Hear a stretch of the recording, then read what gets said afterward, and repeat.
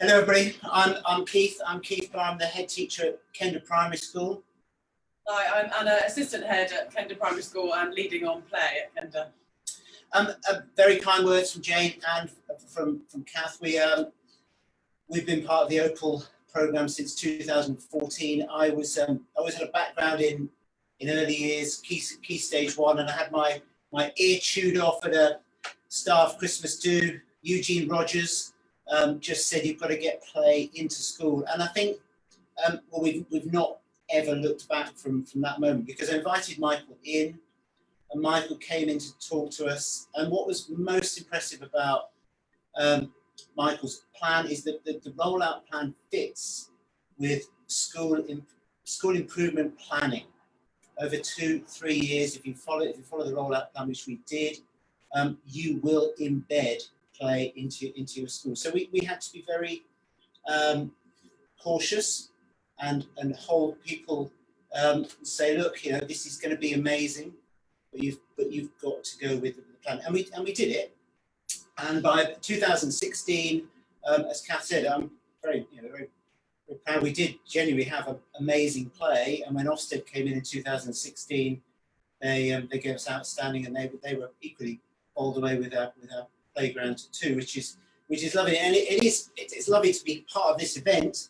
But I looked at the map right at the beginning of this event, and you see all the dots just across the UK. It'd be lovely to be inviting people, because often at this time of the year, we'd have Forest School, we'd have a fire going, and children would be out in the playground. It'd be quite a magical atmosphere.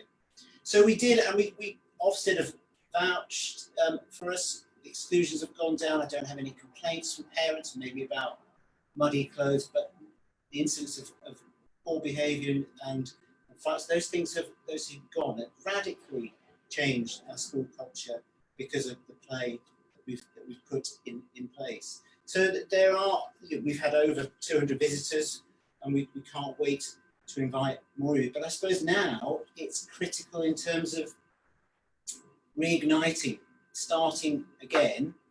I think there are some unique opportunities in reshaping the school day, possibly times for play times, because we've almost forgotten how we were running it a year or so ago. So there's lots that we can do. I'm going to stop for a minute. I'm going to hand over to Anna. I don't know. Are you timing this, Kath? So we're a school where that really values well-being. It's very top of our list. You know, well-being for staff, well-being for children. So now more than ever, you know, children's well-being, staff well-being is very important, and play is a really important part of that. And I want to mirror what Keith said about the successful implementation. There was always something driving it forward, and we started in 2012, and now in 2021 it's still as strong as it was then. So it's been a really successful implementation, and that, you know, driven by OPAL. So that was really good. So now returning to school for our second after our second lockdown, children not being here, we want to make playtime great again. So, you know, there are lots of challenges around that. As everyone knows, working within a bubble system is going to be challenging. I have to admit, we've had loose parts like tyres and crates in the playground all the way through lockdown. But when we returned in September, we hadn't opened our play pod. So now we are opening up our play pod, and we're working out a system of managing those loose parts so that the bubbles can use them. So our primary aim is to make the playtimes great again, and to do that we need to revisit our values and vision for our play, and revisit our policies, etc. Working within a bubble system and COVID restrictions, we've got a really amazing timetable. We have an amazing brain and another assistant head who has worked out timetables where the play times have not been restricted at all. Children are still getting a morning play, at least an hour at lunchtime, and then another afternoon play, and that's the whole school. And as a leadership team, that's a top priority for us, to keep those play times going and giving the children opportunities. So when the children return to school, our focus is, of course, those basic skills, maths, English, reading, but balancing that, you know, we've agreed that our other top priority is to ensure that the children have plenty of play experiences, creative experiences, lots of active learning. So that's like top of our list. You know, we know that they've missed out on lots of learning, but they've also missed out on all these other things: playing together, being together, making friends, breaking friends, all of those things. We really, as a leadership team, we value that, and that's what we're going to tell our teachers. So the other sort of priority is to retrain teachers.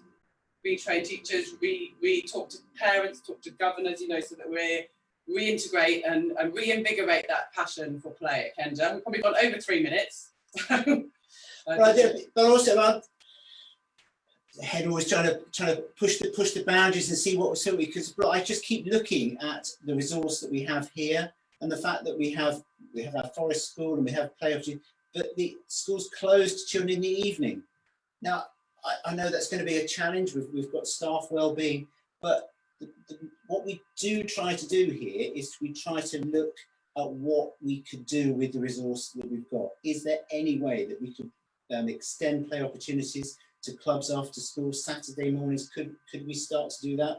So that's what we're trying to look to change and enhance all the time. And even this year, we have learned an enormous amount about children accessing learning through digital technology, and staff have all become Apple trained. And I think there are going to be further opportunities to make learning in classrooms more efficient through digital technology, which could free up time for more play and more physical activity. So that I think it's a really, really exciting time.